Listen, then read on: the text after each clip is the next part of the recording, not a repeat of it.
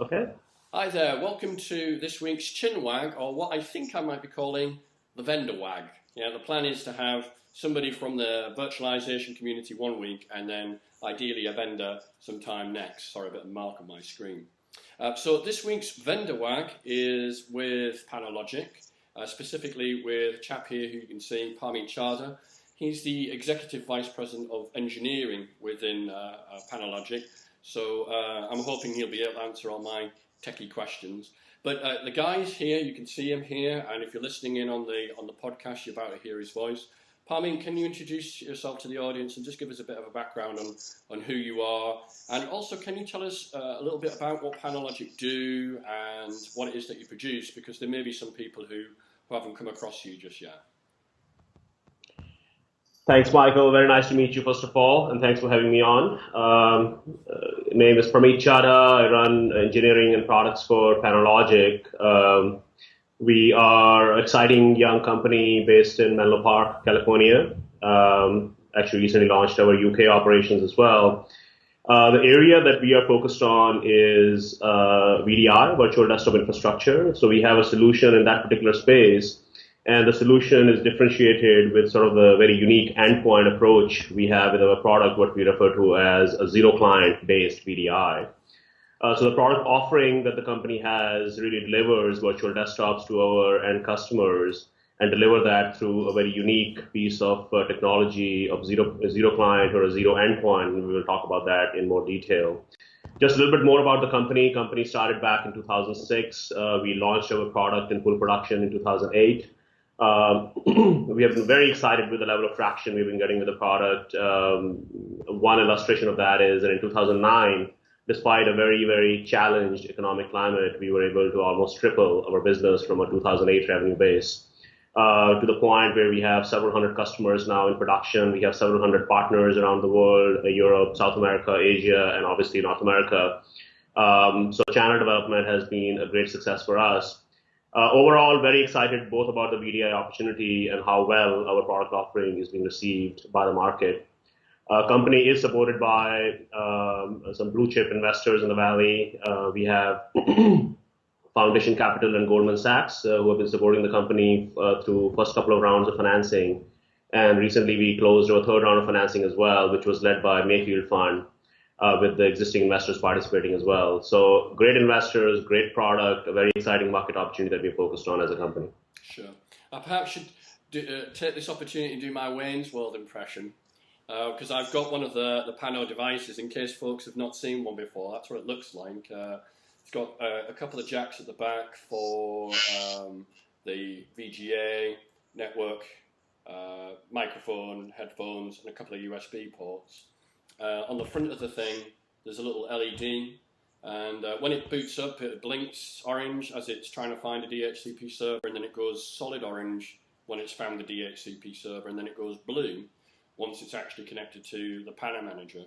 So I've been playing around with one of these in my lab environment here for some time, and I'll be doing like a kind of review of different dumb terminals, thin clients, zero clients. There's so many different terms used.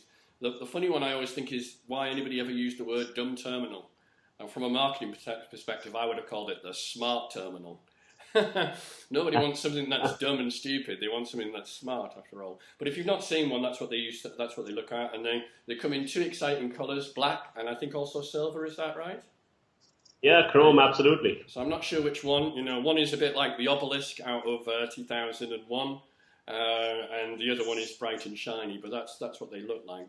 But anyway, putting the product placement to one side, let's kick off with my first question, which is, what is exactly meant by that term zero client, and how is it different from, say, the thin client term that maybe people are more kind of familiar with because they've been around for some time?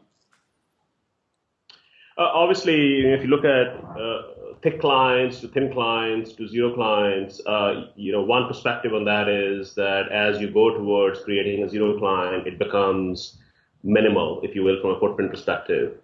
But I think zero client, at least as defined, evangelized, and developed by Panologic, actually illustrates a fairly fundamental shift in the core architecture that you want to have in place for delivery of the desktop experience to the end users. And that architecture really is a decision on client server. Are you looking to deploy desktop computing in a client-server model, which obviously started with the thick clients or traditional PCs, or do you truly want to centralize 100% of the compute as well as the software stack for desktops and put that all in the data center and leave nothing at the desk? So the choice here, when you look at thick clients to thin clients to zero clients, is really, are you subscribing to a client-server architecture, or are you subscribing to a zero-client architecture? Okay. I'm with you. So in that context, really what the zero client means is this is a client which really is very minimal, meaning it has no processor, which means a CPU. It has no embedded operating system. It has no drivers. It has no firmware updates. It really has nothing deployed on the client side itself. Client side is nothing more than either sort of an I/O concentrator or literally sort of a frame buffer. And all the smarts and all the logic and all the data and the entire environment and the computation is happening back in the data center. So that's really what a zero client illustrates, as opposed to if you look at thin clients at the end of the day are really stripped down PCs still being deployed in a client server model, because a typical thin client will have certain level of compute capacity in it. Perhaps it won't have any storage, and storage is moved from the data center, but it will have some sort of embedded OS. It will have some sort of drivers. It will need some sort of firmware updates. And hence, the way people deploy thin clients to deliver virtual desktops is more of a client-server model. So one would argue, okay, so what's the difference between the two architectures, zero client versus client-server? There's a huge difference. If you look at the fundamentals of why desktop virtualization is starting to happen or sort of being considered by enterprise IT, it is because of all the management hassles and the management burden of the endpoint. So anything from security vulnerabilities to break fix of the actual hardware to updates to the actual software stack, having to do that in the client-server model where the endpoints are completely scattered in the network is what translates into a huge management burden for IT, and hence a huge level of cost in terms of management of the desktop infrastructure. Sure. And that's the fundamental reason why virtualization starts to make sense. Unfortunately, a lot of the client-server models of implementing VDI in particular, virtual desktop infrastructure in particular, fail to realize the full promise of virtualization. Why? Because they still leave a lot of the processing and a lot of the management scattered in the network on essentially computing endpoints, whether they are thin clients or thick clients. And that's why zero clients are taking a very radical approach and really positioning, particularly from Pano, we are really asking our customers to make a very fundamental decision. You want to continue to live with the client-server model, or do you want to truly centralize everything? Compute, infrastructure, and the entire software stack for desktops back in the data center, and hence make your endpoints not just be sort of zero clients, but really be zero management clients. Sure. Be very disposable clients. Sure. I think what's interesting about that is a couple of things that I've been having these sorts of discussions with a different series of vendors, I guess your competitors, if you want to put it that way, but they come out with a similar kind of message, almost to the degree that if you're doing VDI, but then you're still plugging a PC into your VDI environment and installing a client to your PC, then you're not really getting what VDI should actually deliver, because you still then have to patch and maintain that endpoint device as you always have done. It's just got less software on it. I think personally, when I first came across the zero client concept, I didn't really get it straight away, and I had like quite a humorous chat with one of the guys from Panologic, and I was like, will I be able to connect it to a Wi-Fi environment? And it's like, no, it's a zero client. Right, okay. I've got this Bluetooth keyboard and this Bluetooth mouse that's on my Apple Mac. Can I plug that into the Pano? No, it's a zero client. And then there was something else I wanted to do, I can't remember, and the answer was, no, it's a zero client. And I said, the next question should be, you're not really getting this, are you? Because to do all of those things, you then need something on the device which then stops it from being a zero client. So I see it as a bit of a trade-off between the functionality that you get from any of these devices versus that goal of there is nothing on the box. There is nothing on this device that you care about, you know. But it did take me a while. That's why I think that question, what is actually meant by zero client, is such a important one, because I think customers might actually conflate the two terms as being the same thing, and they're quite different things, really, aren't they? Absolutely. You're absolutely right in terms of this being something very fundamental. This is not, some folks actually confuse that, okay, zero clients are perhaps just another breed of thin clients, just thinner. It's more than that. There's a big difference between a singularity of a zero and anything bigger than a zero, even if that's epsilon, right? So zero clients are very pure, particularly the one from Pano. It's very pure in nature. Really, what that means is that it really forces IT to do a fundamental shift in the architecture of their desktop deployment. Okay.